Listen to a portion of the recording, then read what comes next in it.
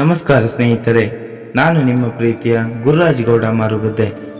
ಅಂಕೋಲಾ ತಾಲೂಕಿನ ಅಗಸೂರು ಗ್ರಾಮ ಪಂಚಾಯತ್ ವ್ಯಾಪ್ತಿಯಲ್ಲಿ ಹೊನ್ನಳ್ಳಿ ಕ್ರಾಸ್ನಿಂದ ಸುಮಾರು 8 ಕಿಲೋಮೀಟರ್ ಒಳಗೆ ಮಾರುಗದ್ದೆ ಎನ್ನುವಂತಹ ಒಂದು ಪುಟ್ಟ ಗ್ರಾಮವಿದೆ. ಆ ಗ್ರಾಮದಲ್ಲಿರುವಂತಹ ಅನೇಕ ಪುರಾತನ ಕಾಲದ ದೇವಾಲಯಗಳನ್ನು ನಾನು ನಿಮಗೆ ಈ ವಿಡಿಯೋದಲ್ಲಿ ತೋರಿಸ್ತೀನಿ. ಸ್ನೇಹಿತರೆ, ಈ ವಿಡಿಯೋವನ್ನು ಕೊನೆಯವರೆಗೂ ತಪ್ಪದೆ ನೋಡಿ.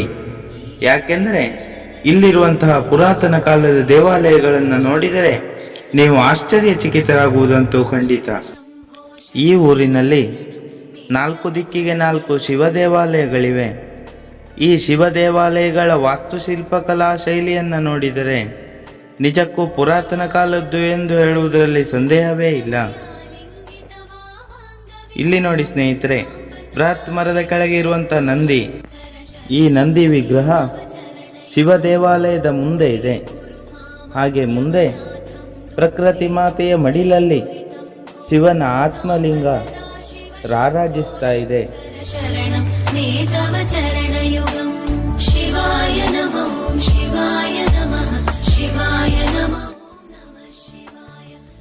ಹಾಗೆ ದೇವಸ್ಥಾನದ ಒಂದು ಬದಿಯಲ್ಲಿ ಗಣಪತಿ ಮೂರ್ತಿ ಹಾಗೂ ಇನ್ನೊಂದು ಬದಿಯಲ್ಲಿ ಪಾರ್ವತೀ ದೇವಿಯ ಮೂರ್ತಿ ಇದೆ. ಈ ದೇವಾಲಯದಲ್ಲಿ ವರ್ಷಂಪ್ರತಿ ಶಿವನ ಪೂಜೆ ನಡೆಯುತ್ತದೆ.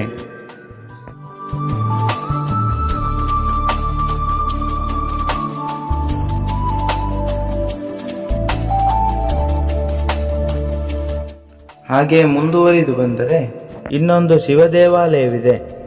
ಈ ಶಿವ ದೇವಾಲಯ ಅನೇಕ ವರ್ಷಗಳಿಂದ ಹಾಗೆ ಪಾಳು ಬಿದ್ದಿದೆ. ಆದರೆ ಈ ಶಿವ ದೇವಾಲಯದ ಆವರಣದ ಸುತ್ತ ಚೀರೆಕಲ್ಲಿನ ಗೋಡೆಗಳಿವೆ. ಹಾಗೆ ಇದು ಪುರಾತನ ಕಾಲದ ರಾಜಮನೆತನಗಳು ಆಳಿದಂತಹ ನಾಡು ಎನ್ನುವುದರಲ್ಲಿ ಸಂದೇಹವೇ ಇಲ್ಲ.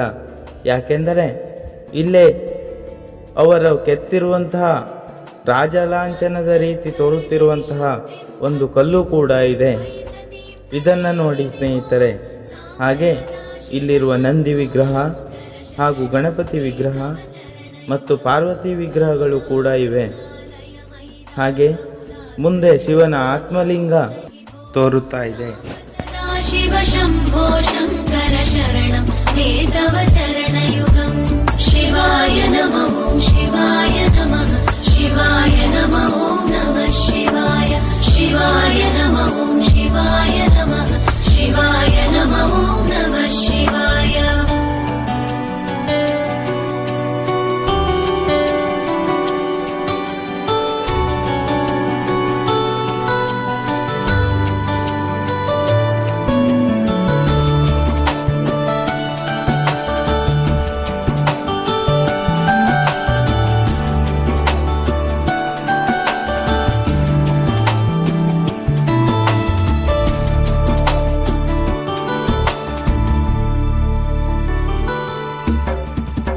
कैलास निवास प्रमथ गणाधीश भूसुराचित भो सांब सदा शिव शंभो शंकर शरणं मे तव चरणयुगम्.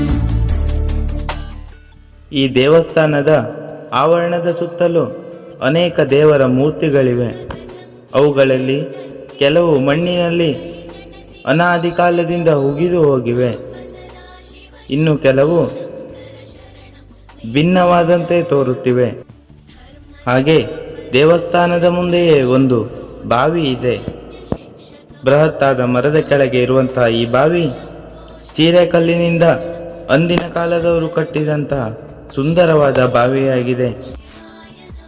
ಪುರಾತನ ಕಾಲದ ಈ ಬಾವಿ ಹೇಗಿದೆ ನೋಡಿ. ಇಲ್ಲಿನ ಹಿರಿಯ ಜನರು ಈ ಬಾವಿ ಹಿಂದಿನ ಕಾಲದಿಂದಲೂ ತುಂಬ ಸುಂದರವಾಗಿತ್ತು ಹಾಗೂ ನೀರು ತುಂಬಿತ್ತು ಎನ್ನುವುದಾಗಿ ಹೇಳುತ್ತಾರೆ. ಆದರೆ ಈಗ ಕೆಲವು ವರ್ಷಗಳಿಂದ ಮಣ್ಣು ಹಾಗೂ ಮರದ ಎಲೆಗಳು ಬಿದ್ದು ಈ ಬಾವಿ ಮುಚ್ಚಿ ಹೋಗಿದೆ. ಈಗ ಮುಂದೆ ನಾನು ನಿಮಗೆ ತೋರಿಸುತ್ತಿರುವಂತಹ ದೇವಾಲಯ ತುಂಬ ವಿಶೇಷವಾದದ್ದು ಸ್ನೇಹಿತರೆ. ಈ ದೇವಾಲಯವನ್ನು ನೋಡಿ ಸ್ನೇಹಿತರೆ. ಈ ದೇವಾಲಯವನ್ನು ನೋಡಿದರೆ ಬಾದಾಮಿಯ ಚಾಲುಕ್ಯರು ರಾಷ್ಟ್ರಕೂಟರು ಕಟ್ಟಿರುವಂತಹ ದೇವಸ್ಥಾನದ ಹಾಗೆ ಕಾಣುತ್ತಿದೆ. ಈ ದೇವಾಲಯದಲ್ಲಿ ಅನೇಕ ವಿಶೇಷತೆಗಳಿವೆ ಸ್ನೇಹಿತರೆ. ಈ ದೇವಾಲಯದ ಸುತ್ತಲಿರುವಂತಹ ಮದನಿಕೆಯರ ವಿಗ್ರಹಗಳನ್ನು ನೋಡಿ ಎಷ್ಟು ಸುಂದರವಾಗಿ ಕೆತ್ತನೆ ಮಾಡಿದ್ದಾರೆ. ಇಲ್ಲಿರುವ ಮದನಿಕೆಯರು ಶಿಲಾಬಾಲಿಕೆಯರ ವಿಗ್ರಹವನ್ನು ನೋಡಿದರೆ ಈ ಕೆತ್ತನೆಯು ರಾಷ್ಟ್ರಕೂಟರದು ಎಂದು ಹೇಳಬಹುದು. ಆದರೆ ಈ ಕಟ್ಟಡದ ಗೋಪುರವು 5 ಹಂತದಲ್ಲಿದೆ.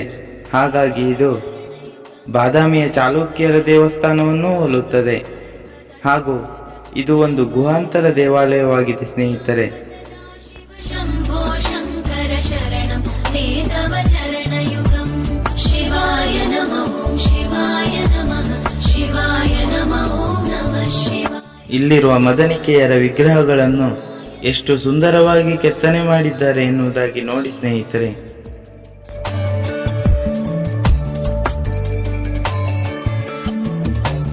ಸತ್ಯಂ ಜ್ಞಾನಮನಂತಂ ಬ್ರಹ್ಮೇತಲ್ಲಕ್ಷಣಲಕ್ಷಿತಮೋ ಸಾಂಬ ಸದಾ ಶಿವ ಶಂಭೋ ಶಂಕರ ಶರಣಂ ವೇದವ ಚರಣಯುಗಂ ಹಾ ಹಾ ಹೂ ಹೂ ಮುಖ ಸುರಗಾಯಕ ಗೀತ ಪದಾನ ಪದ್ಯ ವಿಭೋ ಸಾಂಬ ಸದಾ ಶಿವ ಶಂಭೋ ಶಂಕರ ಶರಣಂ ವೇದವ ಚರಣಯುಗಂ ಶಿವಾಯ ನಮಃ ಶಿವಾಯ ನಮಃ ಶಿವಾಯ ನಮಃ ನಮಃ ಶಿವಾಯ ಶಿವಾಯ ನಮಃ ಶಿವಾಯ ನಮಃ ಶಿವಾಯ ನಮಃ ನಮಃ ಶಿವಾಯ ಶಿವಾಯ ನಮಃ ಶಿವಾಯ ನಮಃ ಶಿವಾಯ ನಮಃ ನಮಃ ಶಿವಾಯ.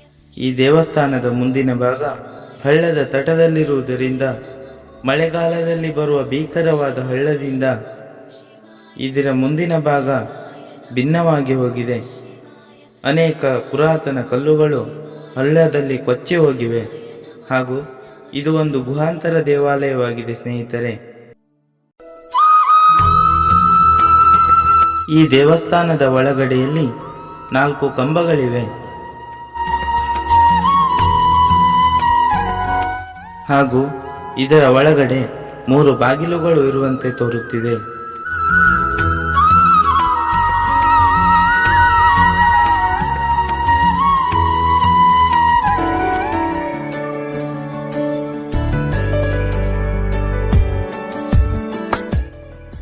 ಅನೇಕ ವರ್ಷಗಳಿಂದ ಈ ಗುಹೆಯ ಒಳಗೆ ಏನಿದೆ ಎನ್ನುವುದಾಗಿ ಯಾರಿಂದಲೂ ತಿಳಿದುಕೊಳ್ಳಲು ಸಾಧ್ಯವಾಗಿಲ್ಲ. ಯಾಕೆಂದರೆ ಪ್ರತಿ ವರ್ಷ ಬರುವ ಭೀಕರ ಮಳೆಯಿಂದ ಈ ಗುಹೆಯಲ್ಲಿ ಮಣ್ಣು ಹಾಗೂ ಕಸಕಡ್ಡಿಗಳು ತುಂಬಿಕೊಂಡಿವೆ.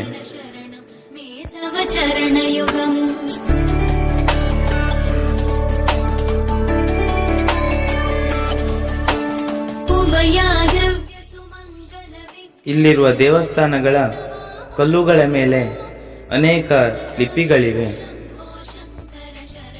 ಹಾಗೆ ಈ ದೇವಸ್ಥಾನ ಯಾವುದೆಂದು ಖಚಿತವಾಗಿ ಹೇಳಲು ಸಾಧ್ಯವಿಲ್ಲ. ಆದರೆ ಇಲ್ಲಿರುವ ನಂದಿಯನ್ನು ನೋಡಿದರೆ ಇದು ಶಿವ ದೇವಾಲಯ ಎನ್ನುವುದಾಗಿ ಹೇಳಬಹುದು. ಅನೇಕ ವರ್ಷಗಳಿಂದ ಬಂದ ಹಳ್ಳದಿಂದ ಈ ನಂದಿ ಮಣ್ಣಿನಲ್ಲಿ ಹುದುಗಿ ಹೋಗಿದೆ. ಹಾಗೂ ಇನ್ನೊಂದು ಶಿವ ದೇವಾಲಯ ಈ ಊರಿನ ಉತ್ತರ ದಿಕ್ಕಿನಲ್ಲಿ ದಟ್ಟ ಕಾನನದ ಅಡಿಯಲ್ಲಿದೆ ಸ್ನೇಹಿತರೆ.